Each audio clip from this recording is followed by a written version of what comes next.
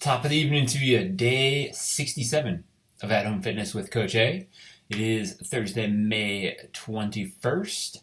And if you're mad at me for getting this out to you about 6 o'clock, I apologize. I offered to help somebody mulch today. And as you can tell from my super red face, I am going to pay for it tomorrow in my face and my shoulders and my arm pain from the sun that magically appeared here in northeastern Ohio. So you guys can take some solace in that. Maybe even text me and call me out on it, ask me how that burn's feeling. So without further ado, here's what we have today. It's going to be a probably all upper body day since yesterday was all lower body day. We are going to mix it up with something a little different today.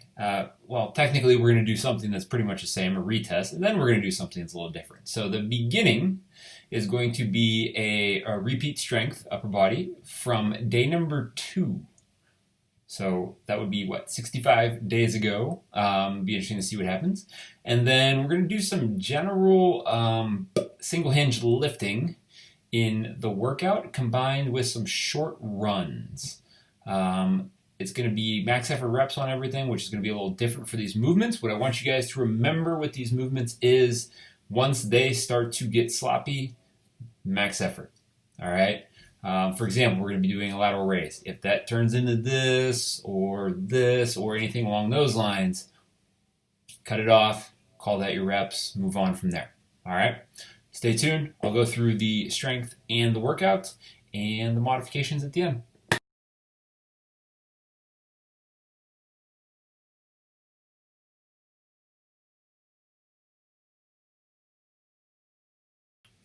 All right, so repeat strength from day 2. If you guys look back, that's going to be alternating every 2 minutes for 5 rounds each, max effort push-ups, and then the alternating movement is a supinated band pull-apart. Push-ups, self-explanatory. If you guys did them a certain way back on that day, I don't want you to change the way you're going to do them today unless you did them on your knees then, and you've gotten stronger in the last 65 days, and you want to do them on your feet. All right? Otherwise, let's try and keep that even so we have a good test. Now, supinated pull-apart. Supinated means palms up, arms straight, in line with the shoulders, so to speak. All right? I don't want it to be the 90-degree elbow external rotation, essentially. Okay? So, at go, max effort set of push-ups. At 2 minutes, a times 2 set of supinated pull-aparts. Meaning, if you get 10 push-ups, then I want you to do 20 supinated pull-aparts. Now, real quick, because not everybody has a band. If we don't have a band, what we can do is take very light weight, or really no weight if we don't have any weight, and hinge into a hang sort of position. Put our hands or arms at extension about 90 degrees from the shoulder, palms up, and engage through a reverse fly from there. Just make sure we get some tension at the top, backside, whatever you want to think of that as, end range of motion, and we get a little second flex and hold there just to kind of get the same effect that we more or less would from the band.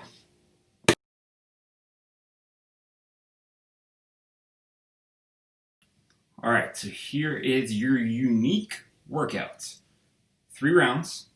First movement is going to be a lateral raise. If I have 1 dumbbell, I hold on to something and raise. If I have 2, I raise together. All right? It's going to be max reps. Okay? So if you can keep going without getting sloppy, keep going without getting sloppy. If you start to get sloppy, break down, or you just fail in general, then that ends your set. Once your set is ended, 100-meter run.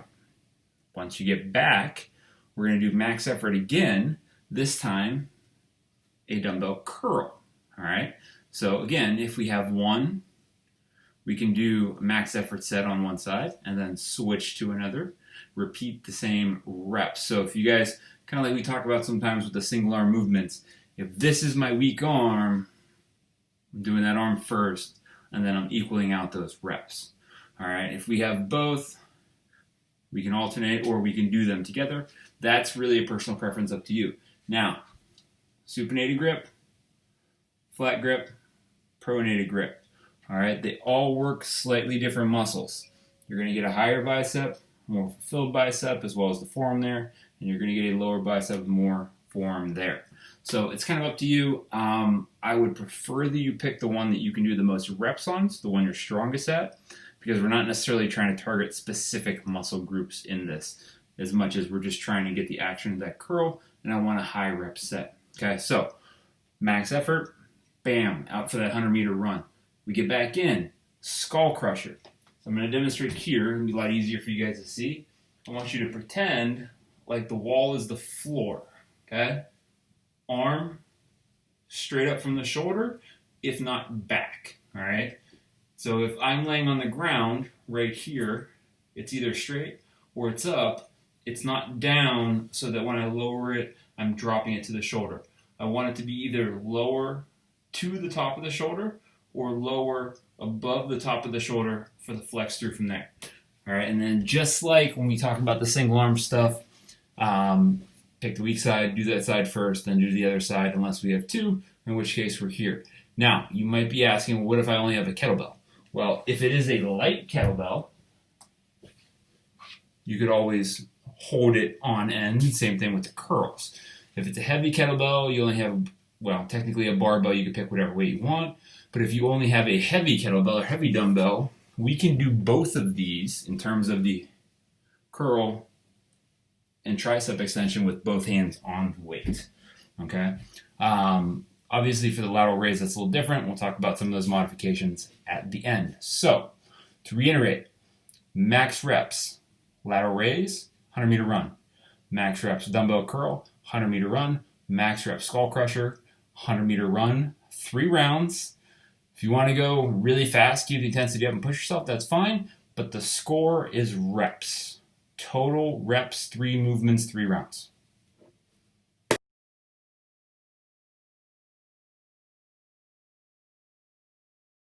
Stay tuned for movement modifications.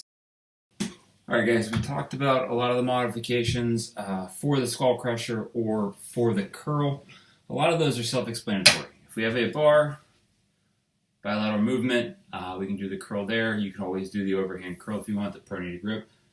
That's up to you. Same thing for skull crusher, laying back with a barbell, doing that from there. I would rather you lay back and do the skull crusher vertically than have you stand up and do the skull crusher vertically if you can. Okay?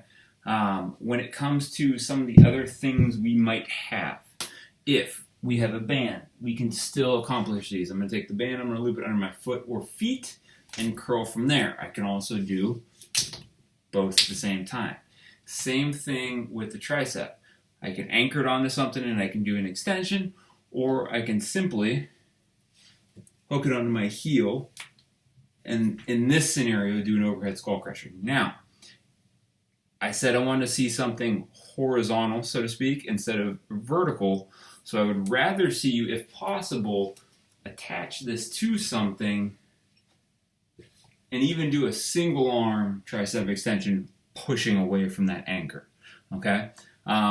This gets a little tricky. You can technically still do a lateral raise with a band, but it might be super challenging. Keep in mind, most people do not have a extremely strong lateral raise. So if you guys get like a detergent container or something along those lines and do your raise from there, that's probably fine. For a lot of people, 5 pounds is still going to get you something decent. You can always try and find something like a bag, weighted up to maybe 10 pounds, 15 pounds, something along those lines too, okay? So if we need to get creative, get creative. Just try and maintain the position of the movement, the mechanics of the movement, and the consistency that you're looking for. There's all kinds of different stuff like a laundry basket that I can do curls with, things of that nature. And even an empty laundry basket for a lot of people is going to be enough weight for that lateral raise. All right. And then, like you said, for the pull parts and the strength component, supinated, we can always do those in a hinging position with light or no weight. And if you guys need to modify the push-ups, remember we can drop down on the knees or we can stay on the feet and stack some pillows up underneath the bottom of our chest, shorten the range of motion, and do our push-ups from there. If you guys are having problems with your shoulders, something along those lines, and you do have weights, dumbbells, kettlebells, we can always do that floor press. If you're not sure what a floor press is, it is basically a floor bench press where everything's flat on the ground, the elbows come down to the touch, and you press away.